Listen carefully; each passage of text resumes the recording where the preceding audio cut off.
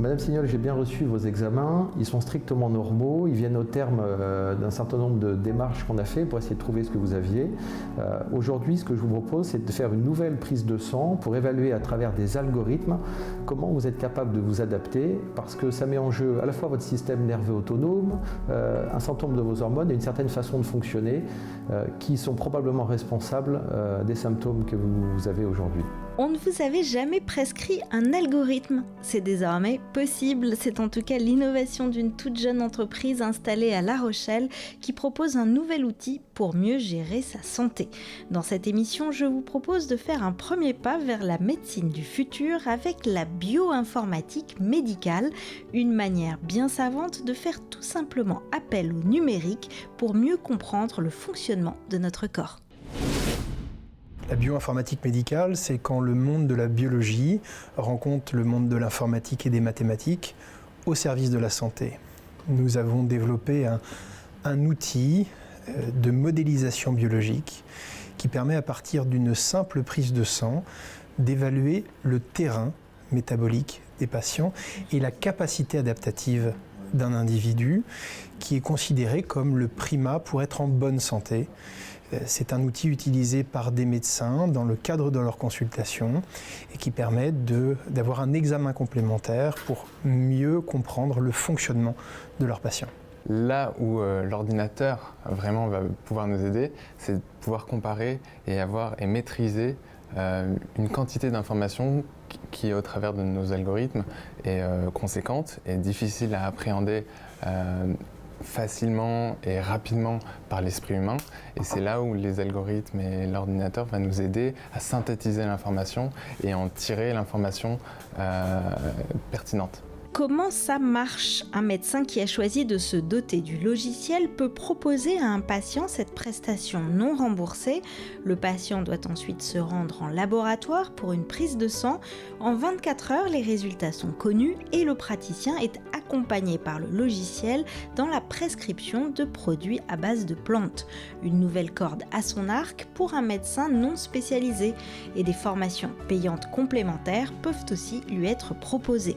Côté patient, l'outil peut même être utilisé sans passer par la case médecin. Créer un deuxième schéma qui permet à un utilisateur autonome, qui n'est pas en lien avec un médecin, d'avoir possibilité d'utiliser l'outil avec exactement le même parcours.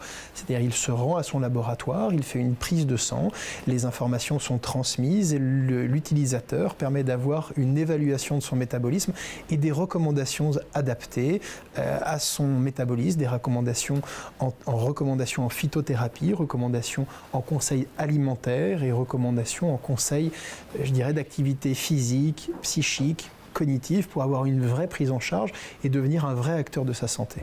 Comprendre notre fonctionnement pour éviter des déséquilibres dont on sait qu'ils finissent par déclencher des maladies, voilà l'idée derrière les algorithmes prédictifs. Mais ici, l'outil aide également à la prescription de plantes médicinales car l'entreprise ne se cantonne pas au numérique et commercialise aussi des préparations de phytothérapie qui représentent d'ailleurs un tiers de son chiffre d'affaires. Entre numérique et bien-être naturel, la start-up a décidément tout pour coller à notre époque. Et ce qui est très excitant dans cette aventure, c'est à la fois dans la compréhension donc, de la physiologie, mais à la fois dans l'aide qu'on peut apporter aux patients, parce qu'aujourd'hui, bon nombre de médicaments sont quelquefois mis un petit peu en exergue compte tenu de l'effet secondaire qu'ils peuvent apporter. Ou d'éventuels inconvénients. Là, l'idée, c'est de revenir à des choses naturelles parce que ça fait des milliers d'années qu'on se soigne avec ces éléments naturels que sont les plantes, que sont l'alimentation et on n'a pas toujours eu des médicaments et donc ça nous permet de les remettre, j'ai envie de dire, au goût du jour dans quelque chose de à la fois technologique et dans une approche tout à fait novatrice. Alors ce qui me préoccupait, c'est des maux de ventre réguliers, des vertiges, voilà, j'avais ces symptômes assez réguliers. Je suis allée chez le médecin, j'ai fait des examens, j'ai fait une première prise de sang. On m'a donné des médicaments qui ont créé des effets secondaires un peu invoulus. Et donc du coup j'ai arrêté ce traitement et du coup on m'a fait connaître par le biais d'une amie Health Pilot.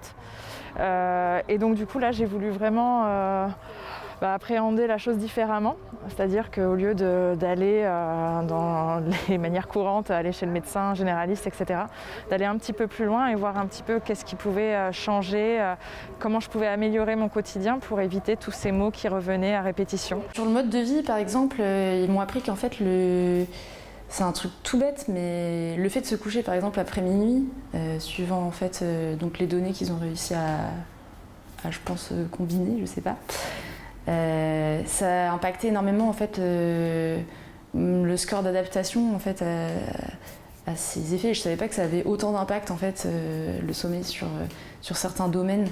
Le domaine par exemple le nerveux, l'hormonal.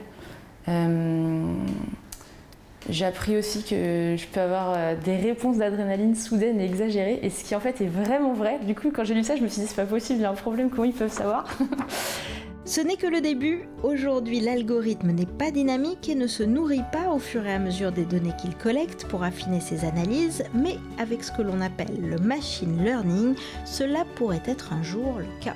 Il y a à la fois une notion de précision, essayer de comprendre de manière vraiment plus précise certains déséquilibres qui peuvent être liés à différents aspects de la physiologie. Ça, c'est la première chose. Et la deuxième chose, c'est la spécificité, de pouvoir aller chercher des aspects plutôt d'activité sportive ou bien des aspects plutôt ethniques qu'on peut percevoir au travers des prises de sang.